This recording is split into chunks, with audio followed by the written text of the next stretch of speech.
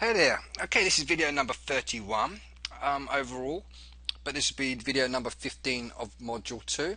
And in this particular video, we're going to talk about the momentum indicator. So let's go back to our navigator panel. But the next one on the list was the market facilitation index, and I can tell you right now it's too confusing for me to even understand, and I won't bore your time with you to try and understand it as well. Alright, so I'm just going to get rid of that. So the next one on the list is the momentum. Okay, now I'm going to leave this black, and I'm going to do quite a bit thickness on there, and the rest will be fine. We do have levels. I might change the levels to red so you can see it. We don't actually have any levels priced in actually. No, we don't have any levels priced in. Now the levels area is basically where you can go ahead and add a certain area in the market on this particular indicator to pinpoint when to go long and when to go short. Right, this is not really the best. This takes a little bit of thinking outside the box. So what I would do is I'll try and find a mean average of all the high points, and then I'll try and find a mean average of all the low points, and then I will start trying to work out what's happening with the market after that. So what I'm going to do is go ahead and place a horizontal line tool and look at the high points, and to my best to try and bisect them as best as I can. Okay, and then I'm going to find all of the low points, and I'm going to do the same thing again. And I'm trying to find a high and a low of this particular indicator. Alright, I'm not worried about these highs or what have you, I'm just trying to find a mean average. Alright, and I think that might just do it for us. This looks pretty good. Alright. Now the reason why I've done that is because I wanted to try and work out when the market moves, when it reaches a certain point, using the momentum indicator.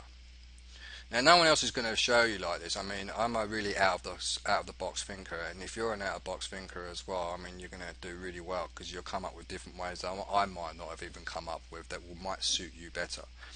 Alright, but here is how I'll go and try and find signals off of this. Okay, now anything, I would use this line here, this top line, to represent overbought areas, and this bottom line to represent oversold areas. And when the market breaks this top line, as it's gone up and it starts doing its stuff, it's going up above, and as soon as it breaks, I will go short. Now how do I know to go short? Well, I try to look for patterns. As I say, when you're trading, everything you see are all the same patterns that emerge over and over again. It's just a matter of identifying them. Okay, so here you can see where it dips and then the market dips. That's great, that's what we want.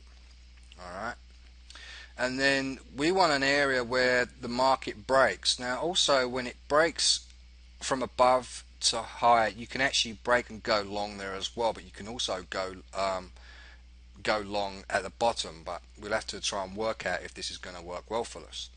So here we can see that this particular pattern, where it broke and it did in fact go up higher, so that's great, that's what we're looking for. Here it broke here, and did it go down after a while, or did it go down immediately? Well, yeah, it did go down. The market for a brief period, it came down a little bit from there to there, 187 pips. Now mind you, this is a daily time frame that I'm working on right now. Okay, we see it dip, and then it tries to climb and go back up again, but we can see, we could use these points and look back to the far left to see if this was going to go up anymore, but it doesn't look like it had at this particular instance.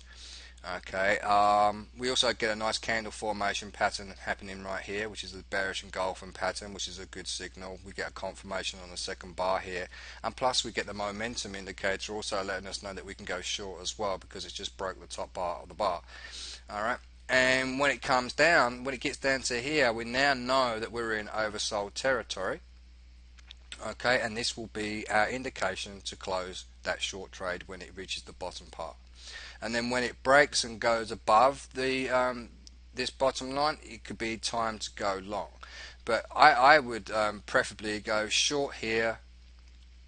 It really depends. I think I'm kind of cheating here because I'm using candle formations to try and pinpoint. So let's try and do it without candles for you just to practice off. Yeah, go ahead anyway and try going short at the top bar and long at the bottom bar. Now, another thing that you can do as well is to try and your best of your ability is to find a midpoint between the top and the middle. Alright, and you can change this a different color if you want to. Alright, I'm just going to change this for black for argument's sake. Okay, and this could be used as your buy or sell trigger. Alright, rather than using the top and bottom lines. So here we've got a trigger. As you can see, this is coming down, and when it starts to pierce back up again, you really want to ignore it. You want to get a clearer signal. Maybe wait for it to completely go down to the bottom and then go long. Alright, but here is a long signal for that bottom bar, and it doesn't really go long, does it? It kind of comes down. Alright, but here is a section here where we could have taken a long trade, and it does on the very beginning of that bar, and it goes up 220 pips. Again, this is over the daily time frame. Alright, where to close it out? Well, we would use previous supports and resistance levels. Now, considering that the price will be below, we're looking for a previous resistance, which will be here, these two candles here. We can come down a smaller time frame, maybe the 4-hour time frame, and then we'll see if we can get any more clearer signals of the 4-hour time frame. Now, with the 4-hour time frame, your numbers are going to be a little bit different. Alright, you would need to adjust these lines to suit that particular time frame. Okay, another thing that you can do as well is get rid of the top bands and the bottom bands and just concentrate on this middle one, and just really again try to trace your eye to the point where it went long. So here is where it went long, so there's a point where it went long. Here's another point where it went long, and it went long there as well. So if it bounces off that line, you can go back long again. Here is another area where it went short, and it went short right there. And just basically look for those patterns. Alright, and then just pinpoint the next low or the next high, depending on which direction you're going in as you take profits. But again, for the most part, I mean, this momentum indicator is not the best to use, but try and practice with this indicator for at least 2 days before moving on to the next one. Alright, and I mean, the public's rule of thumb is saying is that when it goes up higher and then it reverses, it's your time to go the other way. Alright, but I would use support and resistance levels in conjunction with this indicator to give you an idea. Like here we got the trend line tool here, and this is the point where the market got rejected, and then we can get our crosshair tool out and see basically where it was that the market came down, and it came down right there. So we could possibly put a line tool in there for the time being, and then see if this works for other sell trades. Alright, where's another sell trade opportunity? So around about here is another one, but did we get that indication to go short? No, we didn't. Where's another indication to go short? I would say around about there. So again, we don't get any kind of indication to go short right there. So you need to persevere and try and match up instances with these horizontal trend lines on the bottom part, and try and work out when the market went up, at what point could you actually use these trend lines as a trigger. But you know, play around with it, see how you get on, and then move on to the next video.